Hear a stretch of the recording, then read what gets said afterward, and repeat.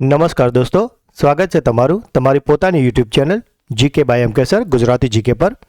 આજે આપણે આ વિડીયોમાં 23 ડિસેમ્બર 2025ના 15 મોસ્ટ આઈએમપી ટોપિકને કવર કરીશું, એ પણ ખૂબ જ ટૂંકા સમયમાં. તો પૂરો વિડીયો બહુ જ ધ્યાનથી જોજો.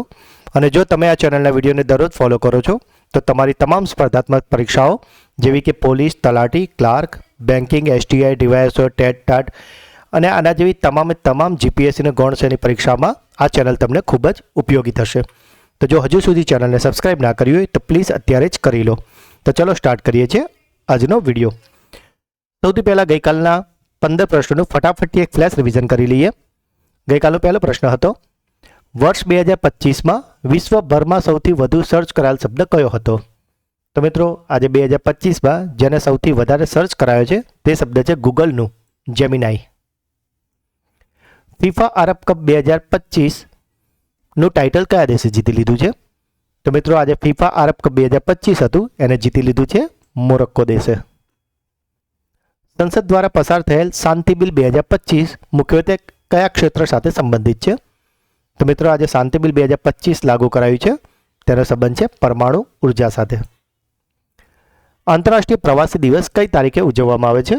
તો મિત્રો આજે આંતરરાષ્ટ્રીય પ્રવાસી દિવસ છે, તે દર વર્ષે ઉજવાય છે 18 ડિસેમ્બરના રોજ.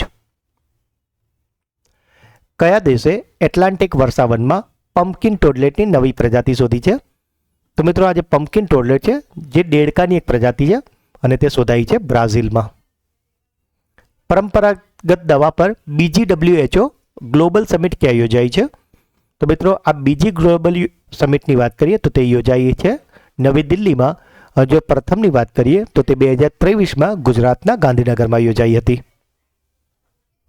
સંસદ દ્વારા પસાર કરવામાં આવેલા વિકસિત ભારત રોજગાર ગેરંટી બિલ 2025 હેઠળ નાણાકીય વર્ષમાં કેટલા દિવસના વેતન રોજગારને વૈધાનિક ગેરંટી આપવામાં આવશે? તો મિત્રો આજે બિલ પસાર કરાયું છે જેનું નામ છે વિકસિત ભારત રોજગાર ગેરંટી બિલ 2025 અને તેના હેઠળ એક નાણાકીય વર્ષમાં 125 દિવસની રોજગારની વૈધાનિક ગેરંટી આપવામાં આવશે. વિજયપુર સંકુલમાં એક નવી પોસ્ટ ઓફિસનું ઉદ્ઘાટન કરવામાં આવ્યું છે. આ સ્થળ ભારતના કયા રાજ્ય અથવા તો કેન્દ્રશાસિત પ્રદેશમાં આવેલું છે? તો મિત્રો આજે વિજયપુર સંકુલ છે અને તેમાં જે નવી પોસ્ટ ઓફિસ ખુલી છે તે ઝેનઝી એટલે કે જનરેશન ઝી જે કહીએ છીએ તેની થીમ પર આધારિત છે અને આને ખોલવામાં આવી છે જમ્મુ અને કાશ્મીર ખાતે. ઇઝરાયેલે કયા દેશ સાથે $35 અબજ કુદરતી ગેસ પુરવઠા કરાર પર હસ્તાક્ષર કર્યા છે? તો મિત્રો ઇઝરાયેલે આ જે કરાર કર્યા છે એટલે કે MOU સાઇન કર્યા છે તે કર્યા છે ઇજિપ્ત દેશ સાથે. કયા દેશે બેનરઘાટા બાયોલોજિકલ પાર્ક માટે દક્ષિણ આફ્રિકાથી 8 બ્લેક કેપ્ડ કેપ્યુચીન વાંદરાઓની આયાત કરી છે? તો મિત્રો આ દક્ષિણ આફ્રિકાથી જે 8 કેપ્યુચીન વાંદરા મંગાવ્યા છે તે મંગાવ્યા છે આપણા દેશ ભારતે. હુરુન ઇન્ડિયા 2025 સ્વનિર્મિત ઉદ્યોગ સાહસિકોની યાદીમાં ભારતમાં ટોચ પર કોણ છે? તો મિત્રો આજે હુરુન ઇન્ડિયા 2025ની યાદી જાહેર કરી હતી અને તેમાં ટોપ પર રહ્યા છે દીપિંદર ગોયલ કે જેઓ ઝોમેટોના સહસંસ્થાપક છે. વર્લ્ડ એન્ટી ડોપિંગ એજન્સીના તાજેતરના અહેવાલ મુજબ એન્ટી ડોપિંગ નિયમના ઉલ્લંઘનની બાબતમાં કયો દેશ વિશ્વમાં પ્રથમ ક્રમ ધરાવે છે? તો મિત્રો આજે ડોપિંગના નિયમોનું ઉલ્લંઘન કરવાને જે યાદી બની છે તેમાં ચિંતાજનક બાબત છે કે ટોપ પર છે આપણો દેશ ભારત, અને વધુ ચિંતાજનક બાબત એ છે કે છેલ્લા 3 વર્ષથી ભારત આ સ્થાન પર જ છે. ડિસેમ્બર 2025માં બ્રાઝિલે સત્તાવાર રીતે બ્રિક્સની અધ્યક્ષતા કયા દેશને સોંપી છે? તો મિત્રો બ્રાઝિલે આ જે અધ્યક્ષતા છે એ ઓફિશિયલ રીતે એટલે કે સત્તાવાર રીતે આપી દીધી છે આપણા દેશ ભારતને, અને ભારત 1 જાન્યુઆરી 2026થી બ્રિક્સની અધ્યક્ષતાની કમાન સંભાળશે. ભારતીય તટરક્ષક દળનું જહાજ અમૂલ્ય તાજેતરમાં ક્યાં કમિશન કરાયું છે?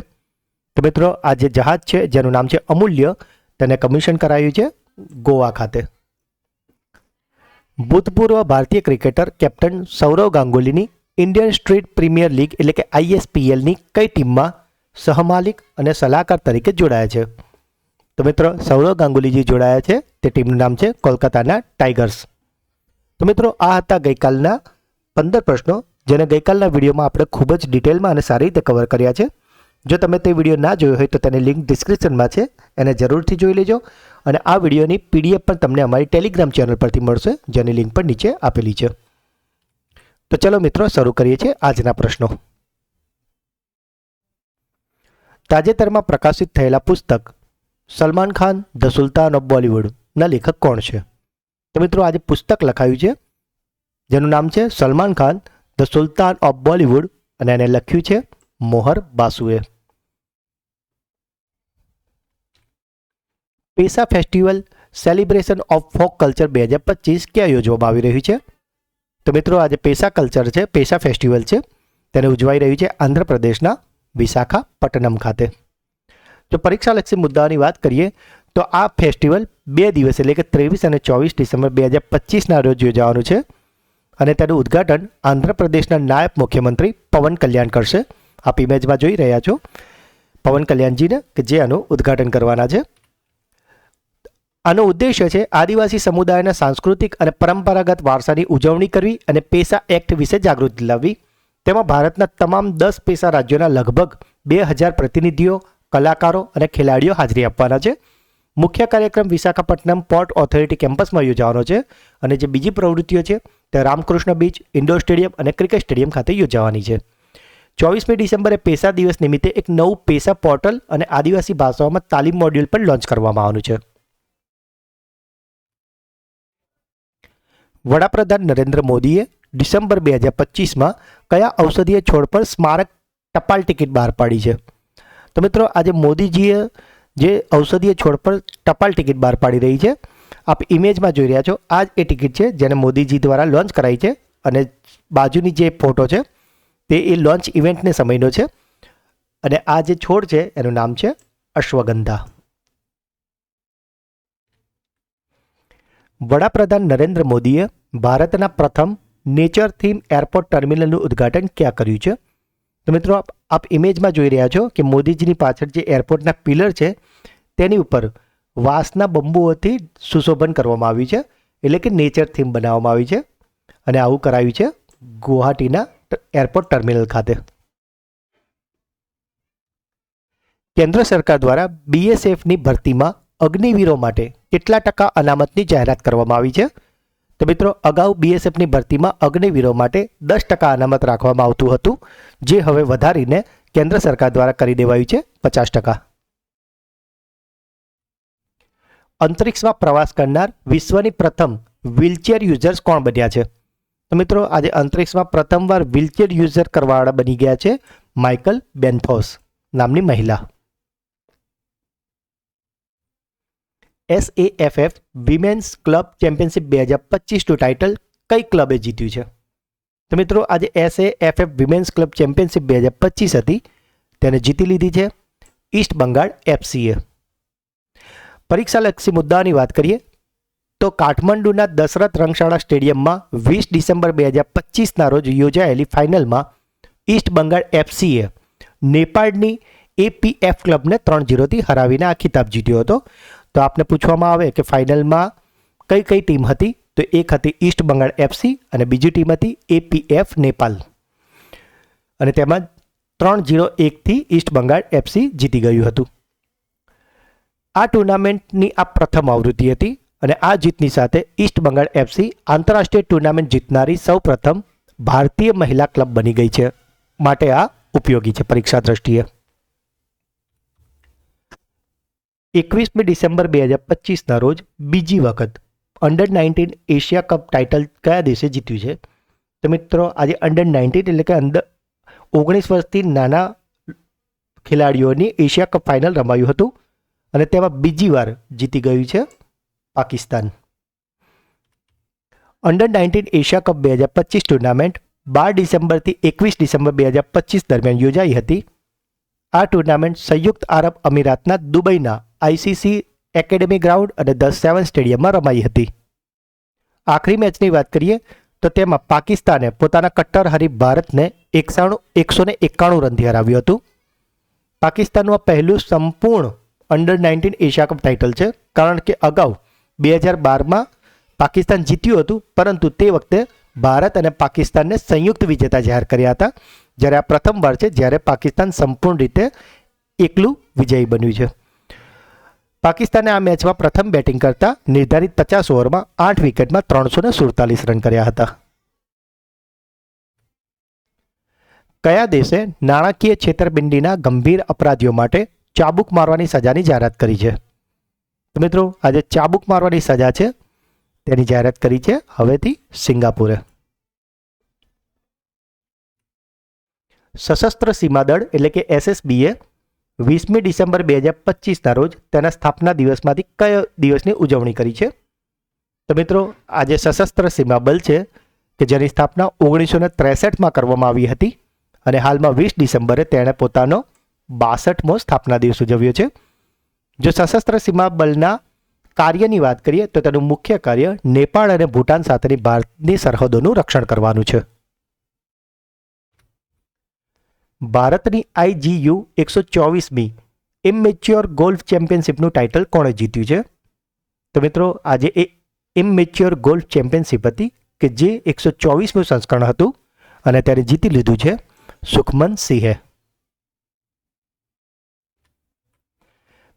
BWF વર્લ્ડ ટૂર ફાઇનલ્સ 2025માં સાત્વિક સાઈરાજ અને ચિરાગ શેટ્ટી આ બેની જોડીએ ભારતીય મેન્સ ડબલમાં કયો મેડલ જીત્યો છે?